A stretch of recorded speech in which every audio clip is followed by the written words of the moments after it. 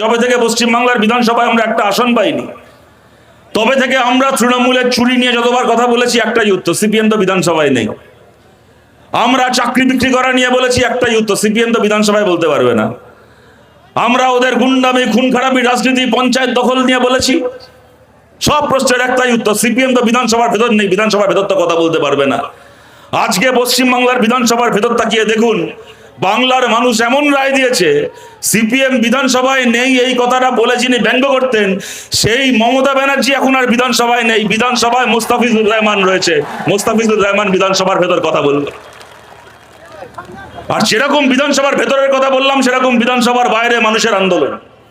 SIR এর নাম করে যে মানুষের ভোট দেওয়ার অধিকারকে কেড়ে নেওয়া হয়েছে, সেই মানুষকে, আমাদের সেই সহনাগরিকদেরকে আবার ভোটার তালিকায় ফিরিয়ে আনার যে লড়াই, ওই ছোট ছোট বাচ্চাদের স্কুলে যেমন খুশি সাজো প্রতিযোগিতা হয়, কেউ দেখবেন গান্ধী সেজে যায়, কেউ মাতঙ্গিনী হাজরা সাজে, কেউ স্বামী বিবেকানন্দ সাজে, কেউ রবীন্দ্রনাথ ঠাকুর সাজে। বাচ্চাদেরকে বাবা মায়েরা সাজিয়ে পাঠায় স্পোর্টসের দিন স্কুলে।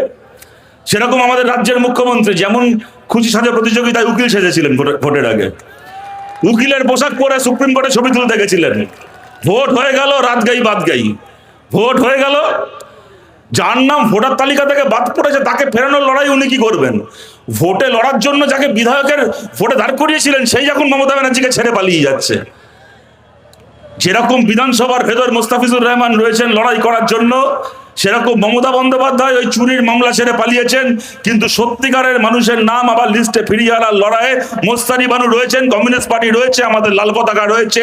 যতক্ষণ না বাদ যাওয়া প্রত্যেকজন ন্যায্য ভোটারের নাম আমাদের ভোটার তালিকায় ফিরছে আমাদের রাজ্যের, ততদিন পর্যন্ত কোনো বিজয় সমাবেশ নয়, ততদিন পর্যন্ত আমাদের কোনো বিজয় মিছিল নয়।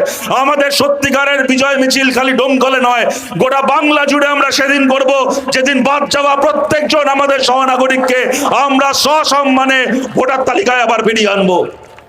ভোট শেষ হয়ে গেছে, কিন্তু খালি ভোটে লড়ার জন্য আমরা কমিউনিস্ট পার্টি তৈরি করিনি। ভোট শেষ হয়ে গেছে, কিন্তু ভোট থাকুক কি না থাকুক, এই লড়াই আমরা ছিলাম, লড়াই আমরা আছি, এই লড়াই আমরা থাকবো। পরিবারের সঙ্গে ঈদ কাটাতে চান? বাড়ি আসা নিয়ে চিন্তিত? কোথায় পাবেন তাৎক্ষণিক ট্রেন ও ফ্লাইটের টিকিট? আমরা মুর্শিদাবাদের সবচেয়ে বিশ্বস্ত এবং নির্ভরযোগ্য ট্রাভেল এজেন্সি বাপি ট্রাভেলস। আমরা তাৎক্ষণিক ট্রেন এবং ফ্লাইট বুকিং এর সঠিক পরিষেবা এবং পরামর্শ দিয়ে থাকি। আমাদের অভিজ্ঞ টিম 24 ঘন্টা প্রতিটি ধাপে আপনার পাশে থাকবে। আপনার টিকিট বুকিং থেকে শুরু করে বোর্ডিং পাস, এমনকি এয়ারপোর্টে প্রবেশ পর্যন্ত। তাহলে আর দেরি না করে আপনার যাত্রাপথকে আগের চেয়ে আরও সহজ ও নিরাপদ করতে আজ যোগাযোগ করুন আমাদের সাথে। আমাদের ঠিকানা ডোমকল বাস স্ট্যান্ডের নিকট, মুর্শিদাবাদ। যোগাযোগ নাম্বার 9134343408 অথবা 9775750808।